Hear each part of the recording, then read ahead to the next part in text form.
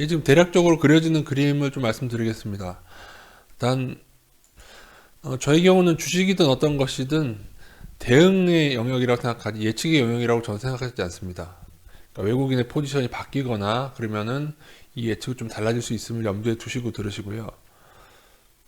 일단 지금 외국인들이 선물 지금 상방 베팅하면서 지수 반등이 나오고 있죠.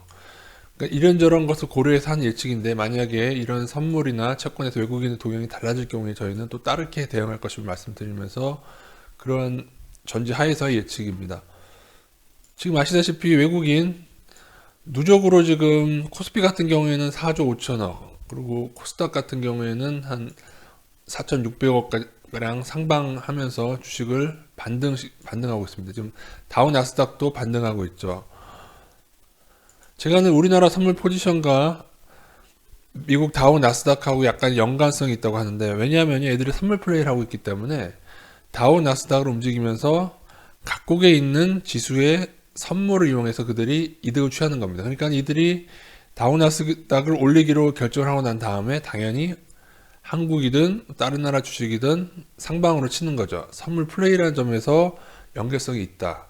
그래서 지수가 반등이 나오고 있고 이 모델은 정확히 2007년에 1600까지 급락한 다음에 다시 2000선을 훌쩍 넘도록 다시 V자 반등을 했던 그때와 비슷한 모습으로 가고 있다는 말씀을 드렸습니다. 그래서 그때를 기억해 보면 외국인들은 엄청나게 매도를 했는데 그때와 다른 건 좀 채권 동향이 좀 다릅니다. 채권 동향을 먼저 좀 보여드리겠습니다. 일단 주식은 올해 총 23조 원 매도를 했었고요. 이것은 2007년도에도 같은 면인데 다른 게 있다면은 지금 여러분 아시려는가 모르겠는데 2000년 중으로 채권 같은 경우는 27조 원을 매수하고 있습니다. 솔직히 주식 매도량보다 더 많죠. 근데 아마도 저는 이게 주식에서 매도한 금액을 잠시 채권에 넣고 있다고. 물론 이게 19년에도 많이 사서 실질적으로 채권에 투자하기 위해서 들어온 돈일 수도 있긴 한데 어쨌든 간에 채권은 사고 있다. 제가 늘 채권 외국인 살 때 무슨 얘기 들었었죠? 금리 인하를 말씀드리죠. 어쨌든 채권이라고 하는 것은 금리 인하가 하게 되면 채권 가격이 상승됩니다. 그래서 예전에 그 금리를 3번 올리고 미국에서도 금리를 더 올릴 것처럼 할 때 외국인들이 우리나라 채권에서 떠나지 않고 작년에도 거세게 매수를 했었죠. 그걸 보고 제가 어쩌면 금리 인하로 갈 수도 있다는 얘기를 그 당시는 분위기가 진짜 설마 금리 인하 할까요? 라고 말씀드렸던 기억이 있습니다.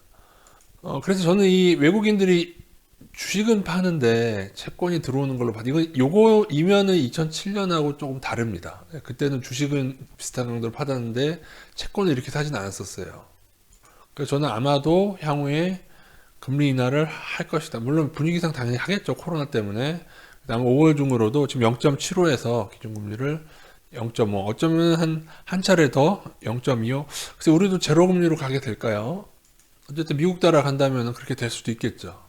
아마도 금리 인하를 바라보는 외국인들이 아닌가. 그래서 외국인들이 채권을 이렇게 사기 때문에 주식을 매도함에도 불구하고 주식 매도하는 걸 봐도 환율이 급등해야 되는데 또 떨어지지도 않고 나가는 중이고 오히려 채권을 사고 있기 때문에 향후에 오히려 환율이 떨어져서 원화 강세가 될 수 있다는 얘기를 드렸습니다.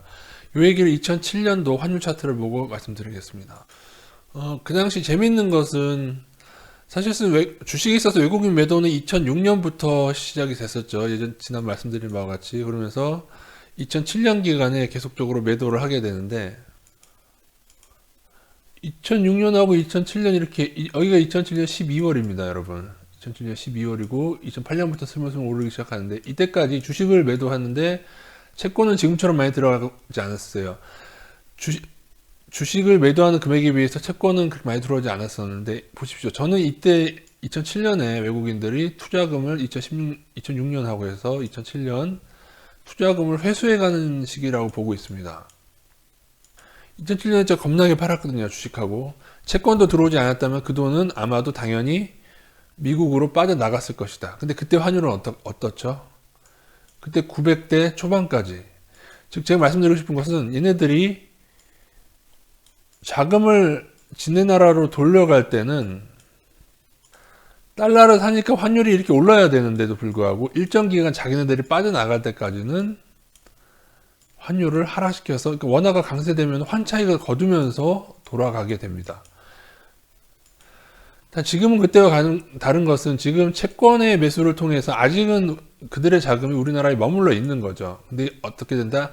이후에 금리 인하가 한두 차례 더 돼서 제로금리에 가깝게 되거나 해서 더 이상 채권의 메리트가 없다고 여겨지면은, 그리고 이제 이들이 다시 미국으로 자금이 회수하게 되면은 아마 주식은 계속 꾸준히 매도할 겁니다. 아마 내년까지 저는 꾸준히 매도할 걸로 보고요. 그래서 돌아가게 될 때는 저는 환율을 분명히 이때 아까처럼 지금이 여기인데요, 떨어뜨릴 거라고 저는 봅니다. 떨어뜨린 다음에 어느 일정 기간 떨어뜨린 상태에서 얼마까지 떨어뜨릴지 모르지만은 그 후에 돌아갈 것이다. 그래서 이렇게 도 왁구가 맞는 거죠. 주식은 선물로 상방치면서 반등하게 되고, 상황 따라서 지금 물론 선물은 기간 대비 단기이긴 한데요, 어쨌든 나스닥이 더 오르게 돼서 나스닥이 반등하게 정해져 있고, 그래서 우리나라는 지수가 다시 지금 1900대인데 후반에서 상황 따라서 2000 뭐 넘네 만에 거기까지 가게 되면은 이후에 환율은 추가로 하락을 하겠죠. 환율을 하락해서 환율이 좀 안정권에 들게 한 다음에 그 기간 동안에 뭐 더 오르던 내리던 뭐 이렇게 하는 동안에도 외국인 주식은 아마 꾸준히 빠져나갈 겁니다. 그 이후에 저희는 채권의 뭐 매도까지는 아니더라도 2007년도에도 완전히 매도로 전환되지는 않았더라고요. 근데 굉장히 적습니다. 채권 매수량이. 대략 확인하니까 1조 원 정도? 1조 원대로 제가 확인했는데 뭐 이건 나중에 더 확인해 볼게요.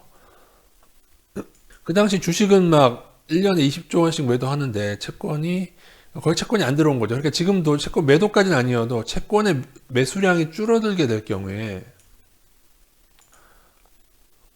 어쨌든 그러면 그 주식 매도한 걸 채권으로 넣지 않는 경우에 말입니다. 그런 경우에는 빠져나가는 거죠.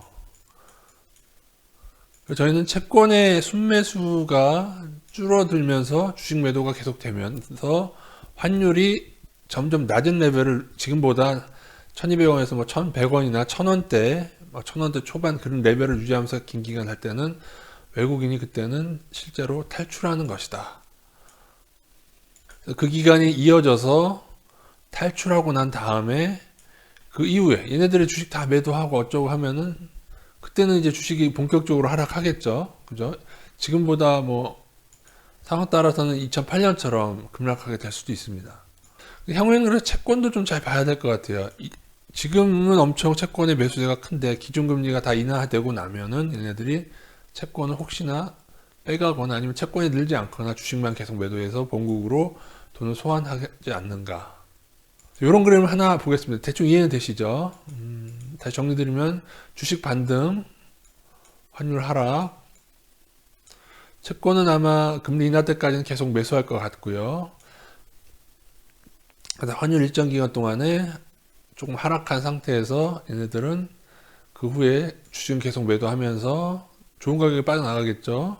하면서 선물 플레이는 계속 하면서, 그죠?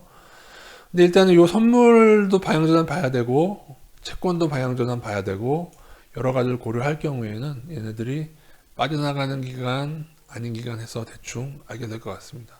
그래서 지금 어떤 분들은 이제 외국인들이 주식을 엄청 파는데 왜 환율은, 나는 달러에 투자했는데 왜 환율은 적게 오르나 하시는 분이 있으시죠. 아마도 제가 볼 때는 이러한 메커니즘에 의한 것이 아닐까 생각을 해보고요.